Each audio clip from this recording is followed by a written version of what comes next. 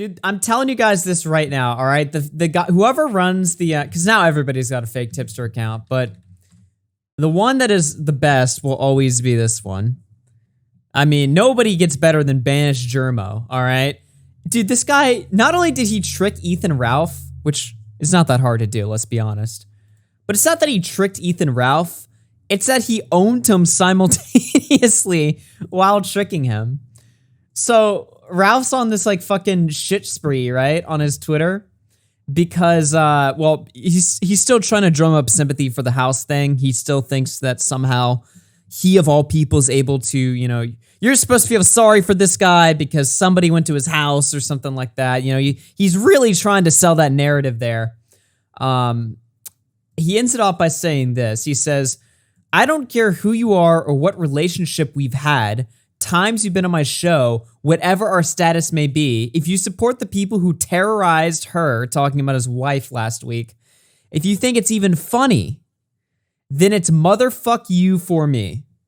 Make excuses or say what you want, that's my take." So, here's the deal, right? Fake Tipster. Fake Tipster jumps in here. "Homie, didn't you just leave the country with your nearly bursting pregnant wife alone at home for no reason? Or did you at least call over Tyrone to babysit her? Lol. You were too busy fighting with random people on stream instead of comforting her. Shaking my head. Lol."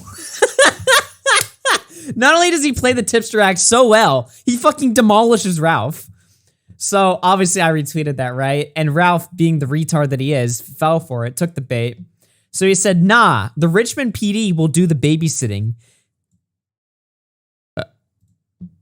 The Richmond PD will do the babysitting. If he comes back, he's going to jail. Ask him about it when he gets served with the order. Tipster, you were like the most worthless piece of garbage on this whole site, and one of the few people who makes me feel in shape. Eat another one." So then, fake Tipster can just stop there, right? Because he's already won. He's already won. But he goes on. "I guarantee I weigh less than your fat, ugly ass. Don't you have a chronic addiction to alcohol? Not even your dying mother's wish could sedate.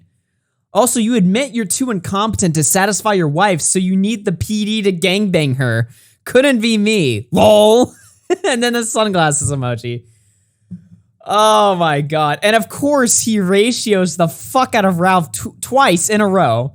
Ralph, who's verified with 50,000 fucking followers. Some fake Tipster account with like 200 followers just owns him completely. Shits all over him. Just destroys him. And then people in Ralph's comments were pointing out that that's not even Tipster, right? Because Ralph thinks it's actually Tipster. And he's sitting here coping in the replies. Somebody's like, "That's not Tipster." "Yeah, it is. And if it isn't, he's still a piece of shit. And I stand by it." And they're like, "No, it's a fake account." He says, "I believe he runs the account as well. I don't care what the mob says." The mob? "I've said this before." So then Aiden jumps in here. "I know who runs the account. That quite literally is not Tipster." Then Ralph says, "I don't believe you and I don't care. I stand by every word about that piece of shit. Do you have anything else?" Dude, I missed this part. And then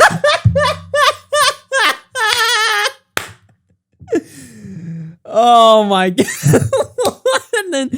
and then fake Tipster comes in here. You mad? Oh. Oh. Jesus Christ. Oh my god. All right. Well, so yeah, that's been oh my god. So yeah, that's been my feed today. That's been my feed. Just complete fucking autism. Just how I like it. McJuggerNuggets, my official resignation from Storyfire. First of all, I want to read John's caption. This guy said 2 years ago that his platform was shutting down due to funding issues. Then at the last minute, he secured funding again After going through all of that, he sold the platform as an NFT for $14K to some anon user deck chair. Then he was hired as the CEO and quit. What the fuck? And this roller coaster of a tweet is like 100% true. This guy's like resigning from Storyfire. I thought he wasn't even the CEO anymore. I thought he sold it. $9.99. I thought Tipster finally snapped and kneeled on Ralph, and then I realized it Emma's a troll still. Yeah, no, it wasn't actually Tipster. So what is this guy even saying? I'm officially stepping down as the CEO of Storyfire. This may come as quite a shock to all of you, as we just recently came under new ownership, received funding, hired a new team, and started making great strides to improve the platform and community. However, due to creative differences and a few other personal reasons that I will unpack, I must part ways. First, the aim of Storyfire was always to be decentralized. With over 100,000 transactions, we aimed to move Blaze to the blockchain back in 2017. However, the timing was never right. We wanted it to be perfect. Using our Blaze currency was going to be the catalyst for creators to charge for content, tip and earn on social posts, promote content, cash out, even have a stake in the network and vote on future changes. In order to truly be decentralized, the community needs to be in control, not me. This has never been my platform. To show this, I'm removing myself completely from Storyfire's board and will no longer be leading the company. Deckchair is excited to roll out Blaze Cash Out soon and give the keys to Storyfire over the community. I will no longer be attached. All right. So let me get this straight. He sold it to some anonymous internet user known as Deckchair, who has no name and no identity, who is probably just him. Let's be honest here. So he's doing like this fake stunt or something to drum up like publicity or something like that for Storyfire. We as creators on Storyfire have not been able to cash out since we started using the platform almost 2 years ago. Other people have been using the platform like 4 years ago. None of them have been able to cash out or really earn the money that they're, supposed to be getting paid because they're running advertisements on their own content, and Storyfire doesn't even have an option to cash out. All right, and they haven't implemented this feature within 4 years of the site even existing. And so this guy's too busy running like publicity stunts or assuming that it's fake, it's a publicity stunt. And if it's real, what even is going on here? He's like he's left the company like 3 times. Like, what the fuck is going on here? I remember I told him like a year ago, I was like, what would be cool if we could like live stream on there? And he was like, I could probably get that set up in like 6 months or something. And then just never happened. Like, I feel like McJuggerNuggets is a great ideas guy, but actually like putting it into practice is just impossible. And I don't know why. Second, running a tech company is a lot of work. It's pretty soul-sucking and draining. I can't say I would recommend it to anyone. I loathe anyone who has to feel responsible for the well-being of so many. Have you ever heard about rant or how much they love the president? Have you ever heard anyone rant about how much they love the president? There's this similar responsibility when having an audience as a creator, but I find that it's way more favorable towards, say, Mark Wahlberg than Mark Zuckerberg. It's a thankless job as a tech founder and CEO, and I empathize with those in these positions. I've never wanted this for my future. It just sort of organically evolved and became one of the only ways I could save Storyfire. Fortunately, I've realized that this isn't for me. So you mean to tell me, Jesse, you mean to tell me that you didn't realize that being the CEO of a tech company that's going at odds with YouTube, the biggest video platform in the world, you thought this would be easy? Or at the very least something that like anyone could handle? Of course not. Dude, just being a YouTuber itself, being a YouTuber is easy. But there's a lot of people that can't even handle that, let alone the CEO of a massive fucking company, especially when you're the CEO of a company that's making promises that they're not keeping. I would imagine, yeah, there is a lot of pressure, right? That's a good thing, though.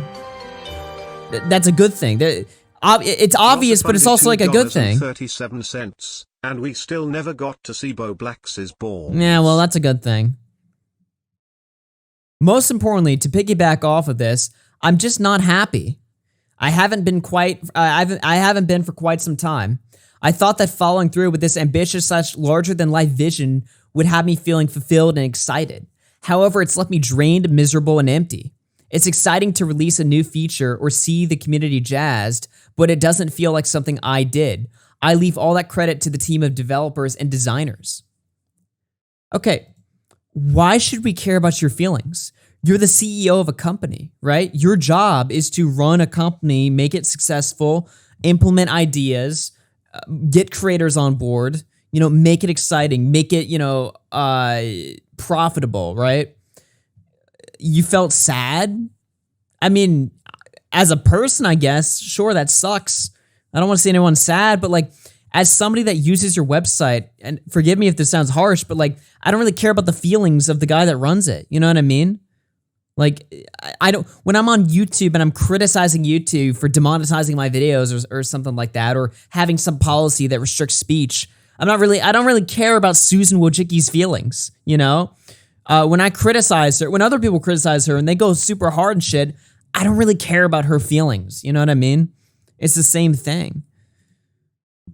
I don't know why this is relevant to like the audience of Storyfire or the user base on the website.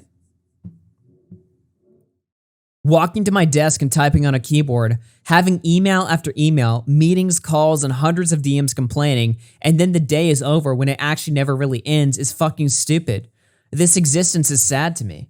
On the contrary, when I have to perform/act and create series or videos all on my own schedule with complete freedom, and I get to see the community react, now that fills me up. Lastly, I miss creating art. I miss performing. I miss collaborating. I miss my incredible audience and community across all mediums and the connection that we've always shared. I miss the freedom. It seems natural to always chase and want more. Many creators like to overburden themselves with project after project, larger scope, more money, more clout. However, it becomes so damn messy, miserable, and noisy. Focus and concentration is taken for granted anymore, yet that is where the magic truly resides. Creators and practically everyone is strained and pulled in so many directions with so many obligations or responsibilities. It never ends well. It's okay to say no. You don't have to be everything at all times. It's time to simplify my life. Simplify all times. It's time to simplify my life, simplify my goals. All I want is my freedom and to create art and have fun. Isn't that what it was always about? You had your fun pretending to be businessman Jesse Tyler, but it's time to kill the character. I will be returning full-time to YouTube and creating the shit you've always been waiting for. Thank you to everyone over the years that supported me in Storyfire. I'll be cheering from the sidelines. I can't be sad or frustrated anymore because I always know I gave this shit everything I had.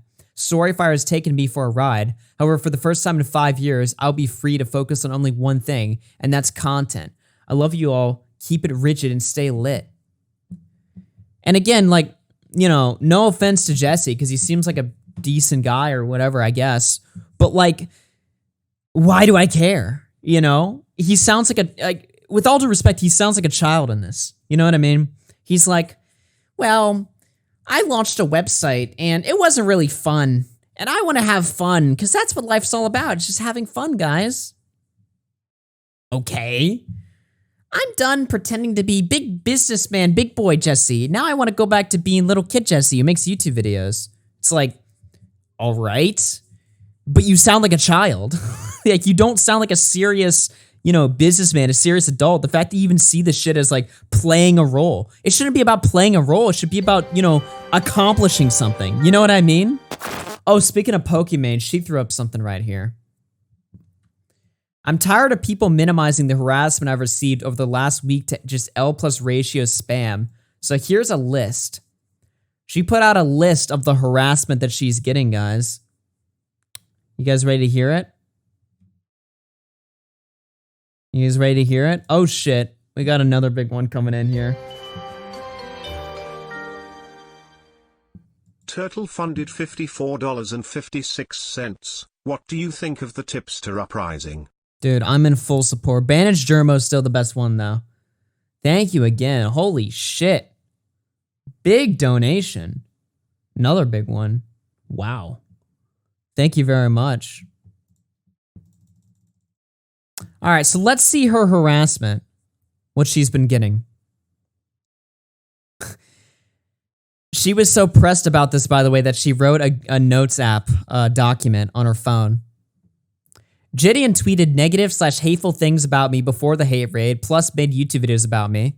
He hate rated me and told his viewers to spam L plus ratio, but this part matters the least. After I put on follower mode, he told his viewers to follow me so they can spam me later. Quote, guys, follow her right now. We're going to be back. We will be back. Opened up profiles of my subs and called them snitches for telling me what he was doing, which led to his viewers messaging my subs and harassing them, telling them to kill themselves, calling them slurs. He yelled, quote, if you're from Pokimane's chat, you have a penis. I'm gonna tell you this right now. She's not gonna fuck you, bro. Painfully inappropriate because many of my subs are girls or minors. Extreme sexual comments about me, telling people that she was getting dicked down every night by another blank. Balls deep. Bro, I got her. I bet her blank got a 12-incher. She's getting a full foot long up in her shit. Told people to keep spamming me if he gets banned on Twitch. Said that I banned him from Twitch multiple times, but I have no power to ban others. It's Twitch's decision, and he would have been banned if he hate rated anyone else. Asked other streamers to go to war with him, including Aiden Ross, and was asking Aiden Ross to tweet at me / DM me, which increased the spam I received. Gifted Ninja. Okay. All right. I gotta stop right here. All right?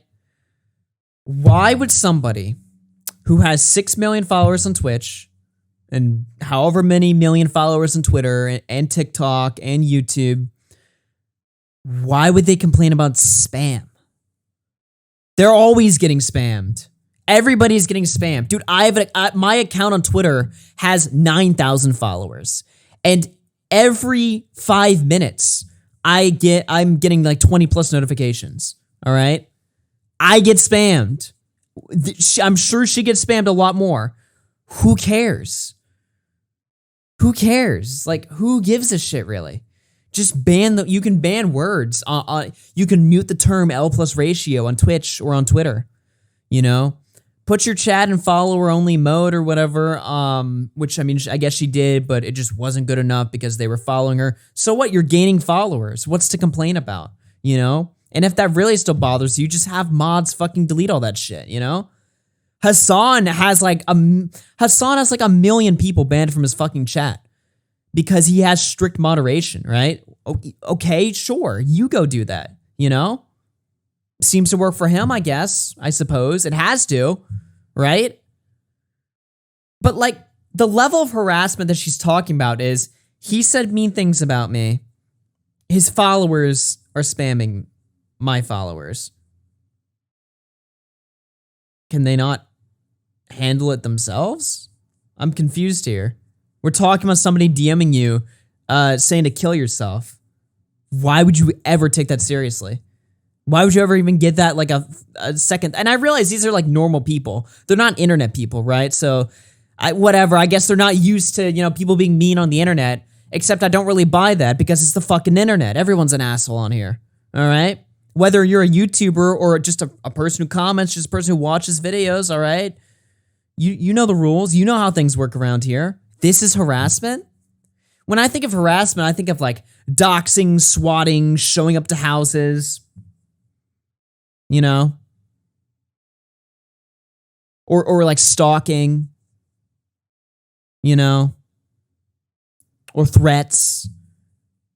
I mean, I guess death threats or whatever, but death threats mean nothing on the internet. I'm talking about like serious threats, like let's say somebody like knows your address and is like, I'm gonna come here at this fucking specific day and fuck you up, bro, or that's what I don't just mean people saying, I'm gonna kill you, dude, because that's not serious. That's not an actual death threat,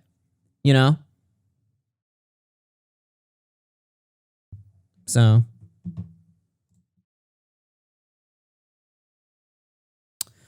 Let's see here. Gifted Ninja 100 subs and asked to help get him a lesser ban. Ninja said, you can't raid bitches on Twitch. And Gideon said, oh, he called her a bitch, clapping while celebrating what Ninja said. Ninja didn't even call Pokimane a bitch. He's just like, you can't raid bitches. Like saying bitches like, people, You can't raid people. You can't raid bitches. It's like Ninja's like, you can't raid that fucking hoe, Pokimane. And also, she's throwing Ninja under the bus here. Ninja texted his Twitch representative to help him avoid a ban or pretend to, lol. No. Twitch was just like, I'll hit you up and see if I can get you a lesser ban. That's not permanent. He wasn't trying to help Gideon ban evade, which is what she seems to be implying here. After his ban, he changed his profile picture to a photo of me with no makeup. When I went live on Twitch, he'd stream himself reacting to my stream on his IG Live, which made me receive even more harassment. Gideon fans spammed all my social media, TikTok, IG, YouTube, Discord, Twitch, Twitter, with insults, threats, etc. you can imagine. Jessica Blevins DM'd me telling me Ninja had nothing to be sorry for and that he never texted his Twitch rep, even though I sent her proof. Ninja texted me that I'm making a big mistake when I spoke out about my experience. Jessica then threatened to sue me. Okay. You had a negative interaction with another streamer. Who fucking cares? Like, I'm sorry, like, here's the deal, right? I would imagine if Pokimane were to watch this segment right now, which she never would, but let's say she did. If Pokimane were to watch this segment right now, she would be pissed because she would be like, there's no amount of harassment that I can receive that will ever make this guy sympathize with me. But that's not true. I acknowledge that harassment exists. This ain't it though. I'm sorry. Mean messages on Twitter, a negative interaction with Ninja, which you perpetuated, by the way, by calling him out and leaking his DMs. You know? Mean DMs. I don't care. I don't give a shit. I'm sorry. It just doesn't register to me, dude. We're in like a whole other league of what is considered harassment. I receive harassment all the time. You never hear me talk about it.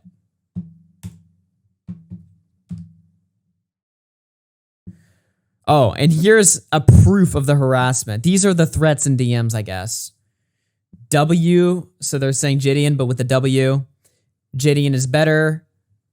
Kill yourself, I can go all day. Well, they didn't even say kill yourself. They said KYS. They even typed the whole thing. They just said KYS. Pokey a slut. Please go KYS. That's it? So yeah, BXBullet's in the news. She's exposing Twitch. I had a call with her like 2 weeks ago on Bo Black's stream. Me and her have had some drama in the past or whatever. Apparently it's all cleared up now or something like that. She said that I accused her of like abusing her son or something, and I was like, that never happened. Yeah. And then she was like, oh, okay, so I guess we're cool now. So I was like, okay. It's kind of weird, but whatever. Well, she actually has a legit grievance against Twitch, apparently, because, well, a pedophile is harassing her. And big surprise, Twitch ain't doing shit about it. You know how they banned Gideon? They permitted his ass because he made fun of Pokimane? Well, surprisingly, they're a little bit less on the draw when it comes to pedophiles. So cue the Mama Max video. Twitch, Twitch, pick a side Twitch. Answer us pedo Twitch tube or something. I don't know. Retweet to get Twitch's attention. Twitch scammer child predator Rain Plasma, who took a naked photo of my 3-year-old and blackmailed me with it, admits to it live on Twitch. Twitch bans people for saying cracker, but won't ban literal criminals committing crimes on the platform. The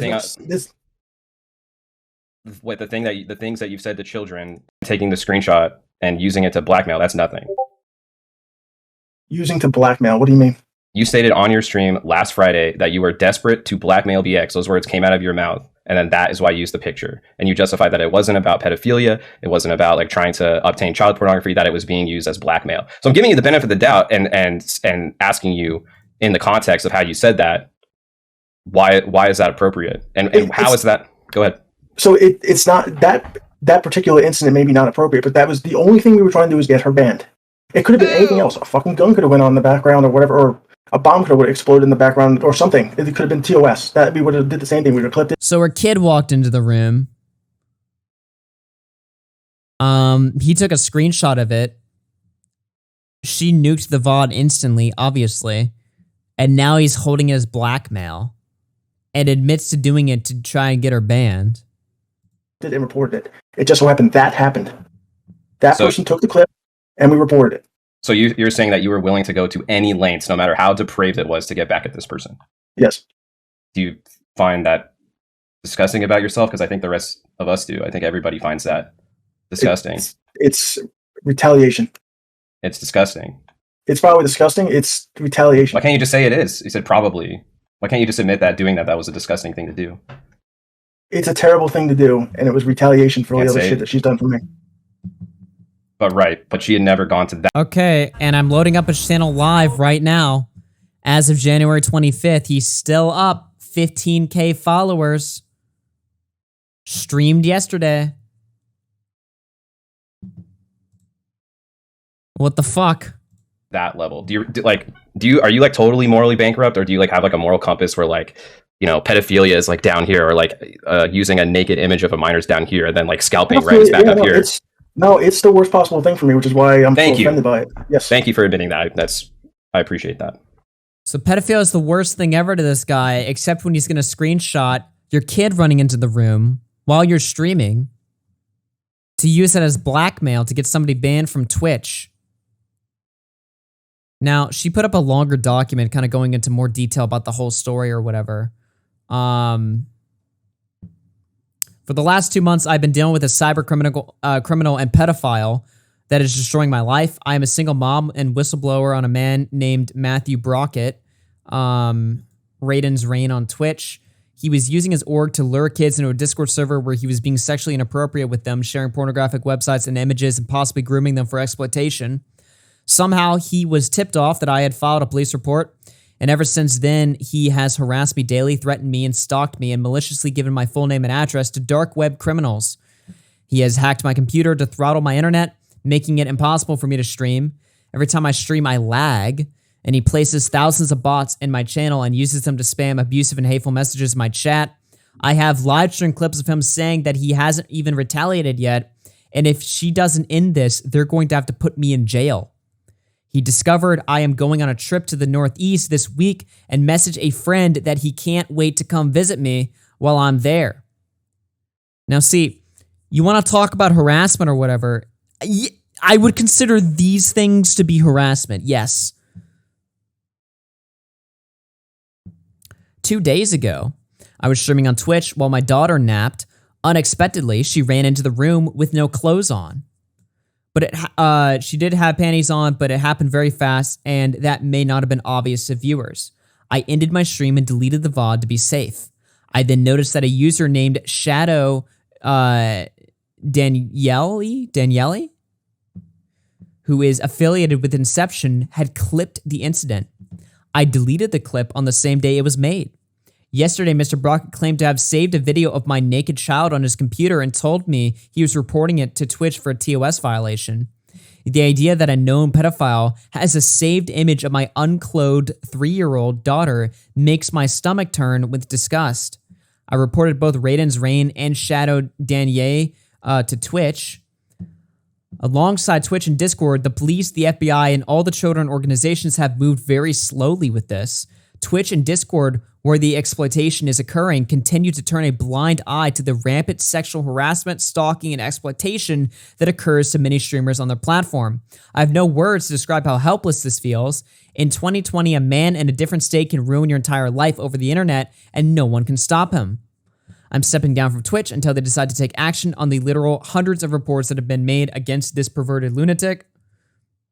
I will no longer be making money for a company that allows this kind of abuse and harassment to go without consequence for so long.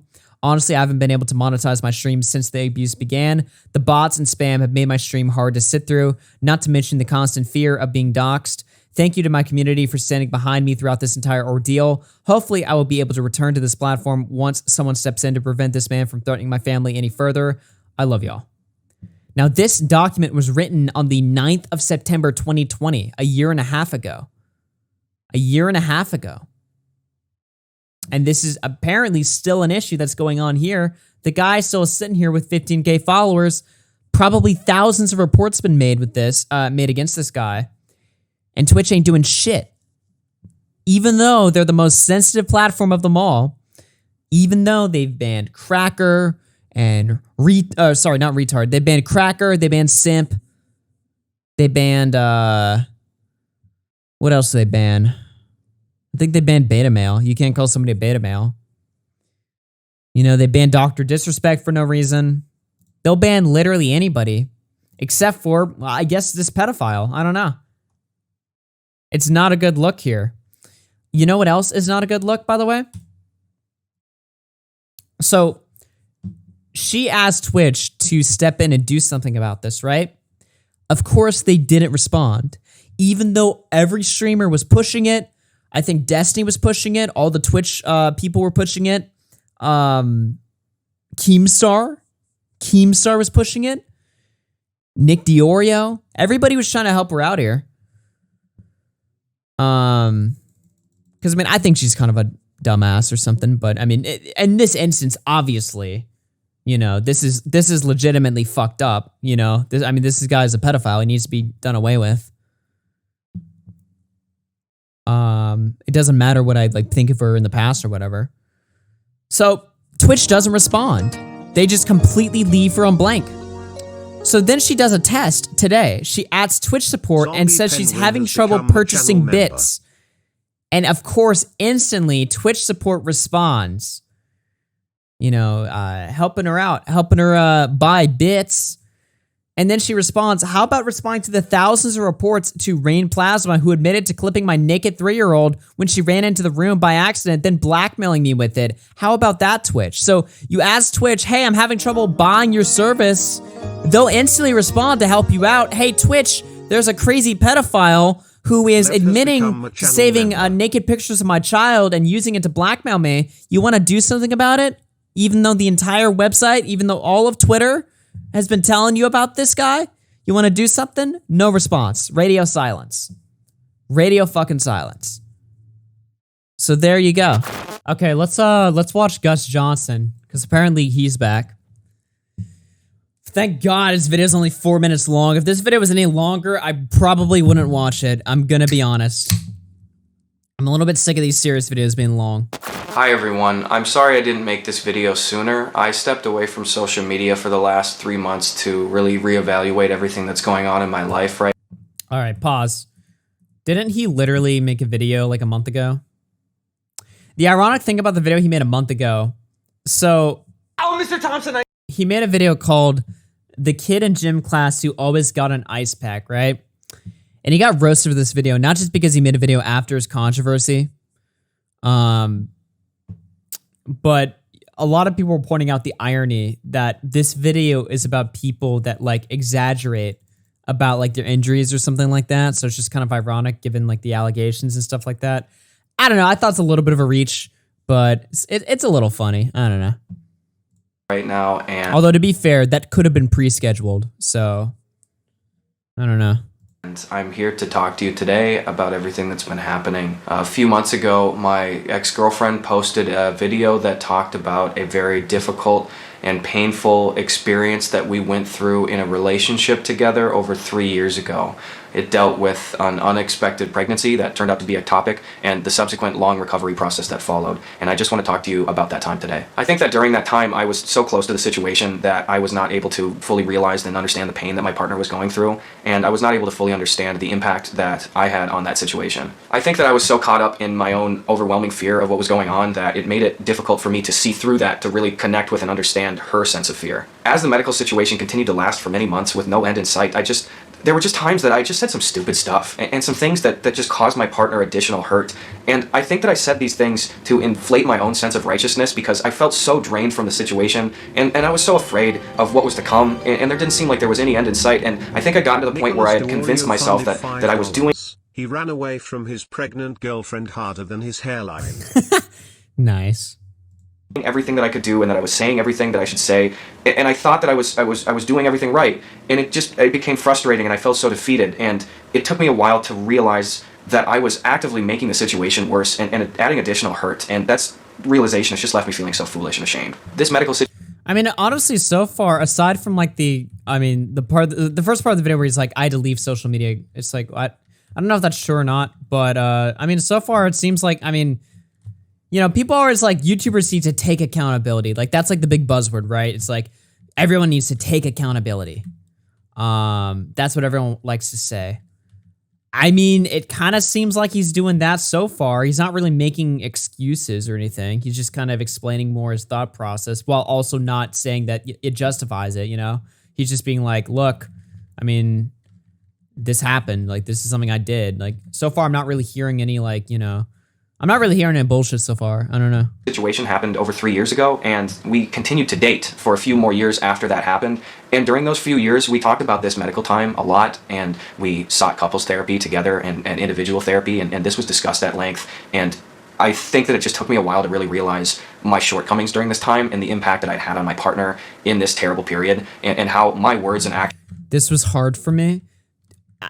Am I crazy? I almost read that as like hard for me to like realize what I was doing. Did I just completely read that super wrong and super charitably to him or something? That's what I heard. I don't know, or maybe he's doing it for sympathy. But to be fair, like, I don't know. With sympathy, it's like usually when people play sympathy, they do it like multiple times, not just once and then never again, you know? Usually the whole video is playing sympathy, right?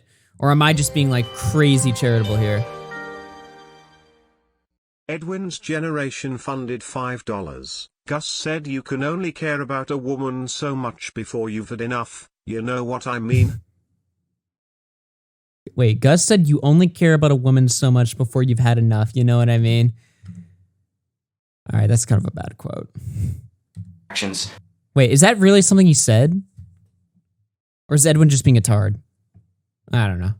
Made the situation worse, and that was something that was hard to realize and just made me feel very foolish and remorseful for my behavior at certain periods during that time. One thing that's been made clear to me is that I have a tendency to just kind of shut down and shut off and shut out during times of crisis. I think that when stuff goes wrong, historically, I've just been somebody that thinks, all right, well, I'm gonna grab the wheel. I'll take care of this. I'll get in. I'll make the decisions, and I'll help everybody. I'll get everyone out of this situation. And I've just realized over the last few years, especially, that that is not a very positive way to tackle every situation, and that leads to people just feeling left out and disrespected and steamrolled. And it was a struggle for me to identify that, and that is something that I've just been trying to work on and just rework in myself during these difficult periods. My partner and I split up a few months ago, and I'm glad that she's finding a new sense of self, and I'm really glad that she feels comfortable sharing this story as part of her healing journey, and I hope she keeps doing it. Why would you be glad? I mean, I guess I see where he's coming from, but I don't know. It's kind of weird. Just feel so foolish for the shortcomings that I brought forth during this time, and I just feel incredibly regretful for just the dumb stuff that I said. I'm sorry that I caused her hurt during this time, and I'm sorry that I was not the partner that she needed during this really difficult period. And the hurt is extended beyond that. There are a number of people who engage with my content or who I work with professionally that have been negatively affected as a result of my actions and my words, and I just would like to extend my sincerest apologies to these people as well. I hate disappointing people, and I want my pages and platforms to be a place where folks can come to get a little bright spot of happiness and get distracted from a lot of the negativity that's going on. And I'm so sorry for disappointing for so many people. I really am. I hope that my former partner can use this moment in time to heal and find some peace, and I wish her the best. Okay, I mean, that seemed pretty decent. It's 4 minutes long. He could just cut to the chase. He didn't really make any excuses. He took accountability, it seems. I don't know. Was that bad? Chad, explain to me if I'm just an asshole here. Actually, well, first let's go through Twitter, because apparently they had like a little bit of a back and forth on Twitter. So, oh fuck. Let me pull up her account. I guess she'd made a tweet. Check the dislikes. You can't do that anymore. What do you mean? Oh.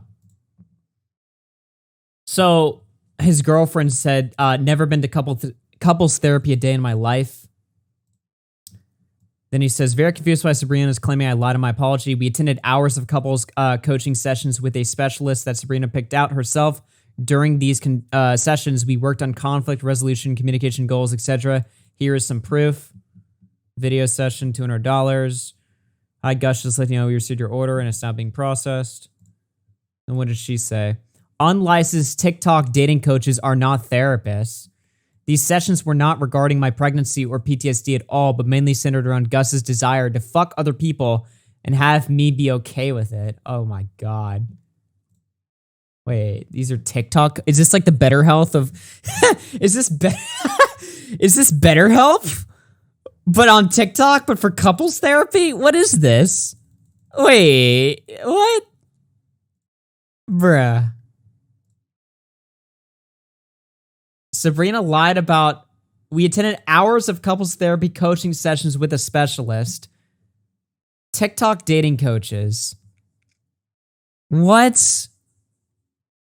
What is he talking about?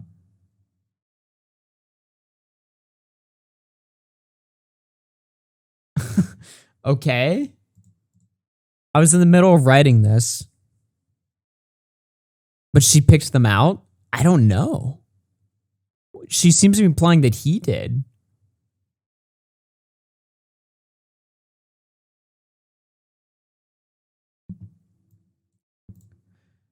Hey everyone, I'd like to address the situation with Gus for the last time.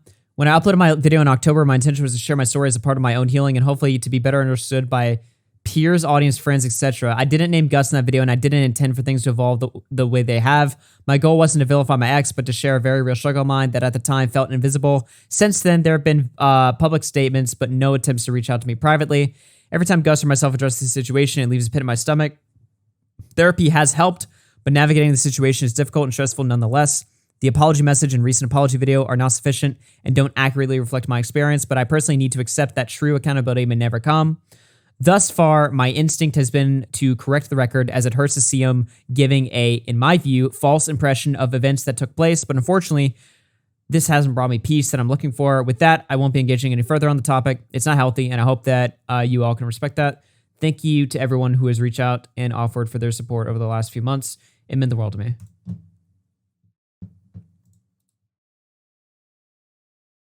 Okay.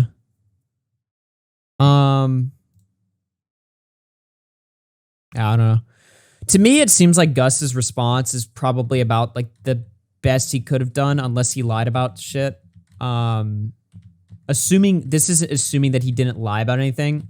It seems like his response is the best he could have given for a YouTube video, but it was never going to be good in the first place, right? So I don't know. It probably would have been smarter for him to. She's claiming that he never reached out to him privately. It probably would have been smarter to do that rather than a YouTube video. And just never talk about it on YouTube again. Because it seems like talking about it publicly is just the natural inclination of the audience and her is just going to be like, fuck you. So there's really there's really no point, it seems. But yeah. I don't know. This was fine to address this community. Any apology that matters to be private. Yeah. That's what I'm saying. Well, first of all, he doesn't have to apologize to his community because he didn't do anything to them, right? This is what I don't understand when YouTubers get called out in controversy, right? Like if somebody gets called out for like being an asshole, like boyfriend or something, right? They're always just like, I'm so sorry to my audience that looked up to me and now realizes that I'm like a loser.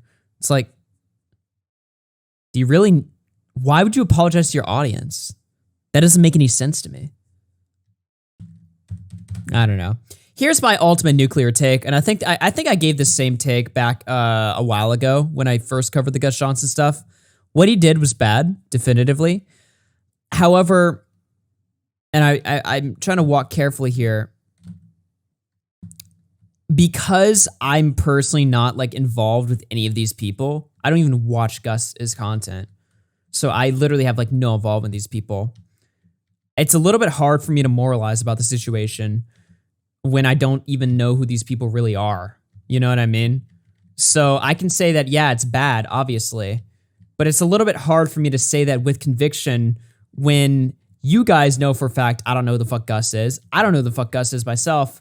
So it's like, I don't know. It's hard for me to like moralize about this, right? Like I can acknowledge that it's bad, which it is, but like I don't really like, what else am I supposed to do really? I have no involvement in this situation, you know what I mean? So like I watch other people's videos on this shit back when it first broke down just to kind of gather an idea of what's going on. And everybody was moralizing so hard. It's like, I mean, I get it. Yeah, obviously. But like, how do you even talk about something like that when you don't even like know the parties involved, right? Like, I don't know. It's just a little bit difficult for me. Never moral F. I mean, I moralize when I believe it's like a good thing to do or something, right? Like I've definitely played the moral high horse, but usually I play it when I mean it, you know? Because I think there's some things that are worth moralizing over, especially personal things, right?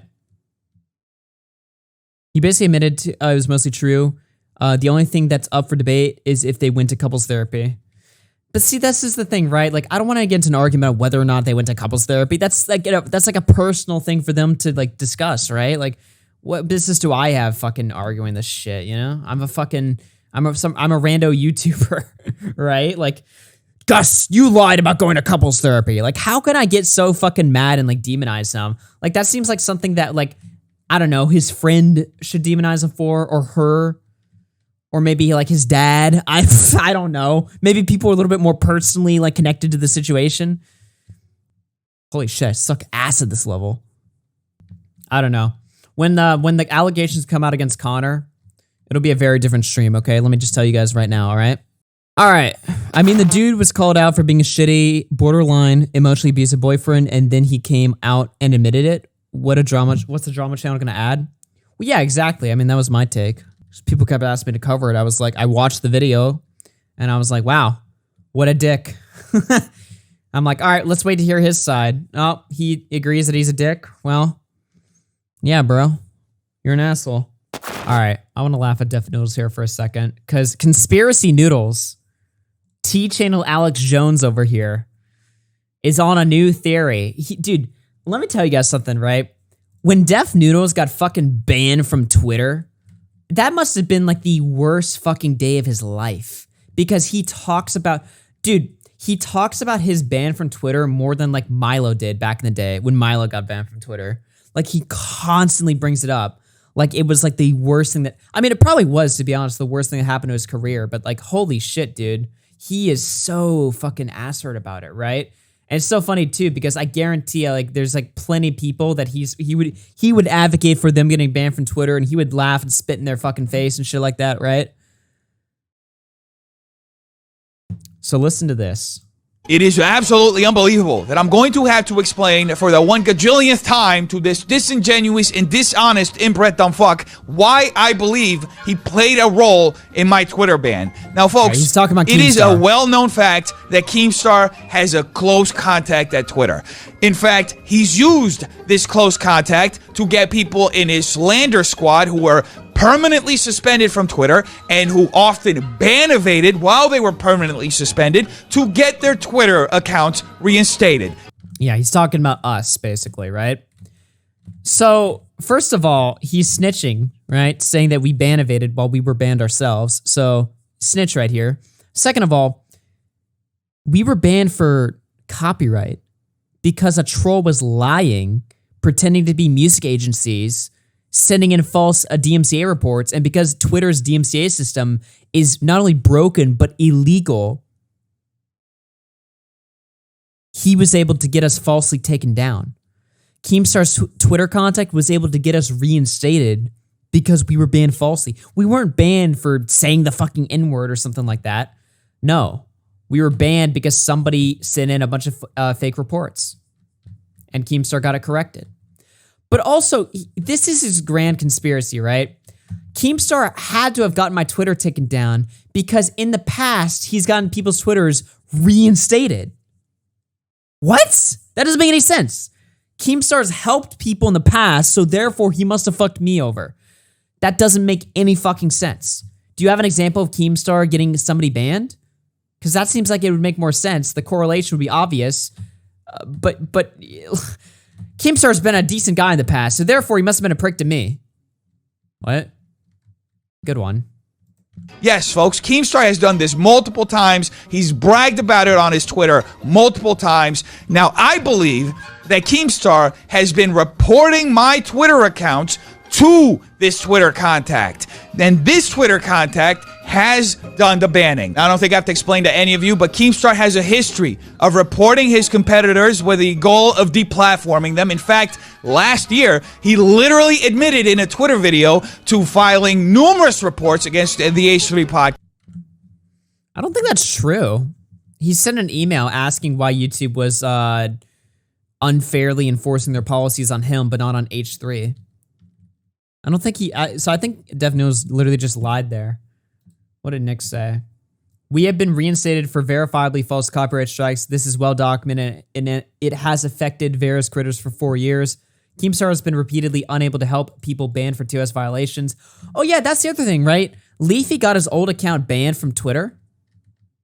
And people kept spamming Keemstar. They were like, hey, could you help Leafy get his account back? And Keem was like, I can't. Because he got banned for a violation of policy. He got banned because he said the N-word, I'm pretty sure.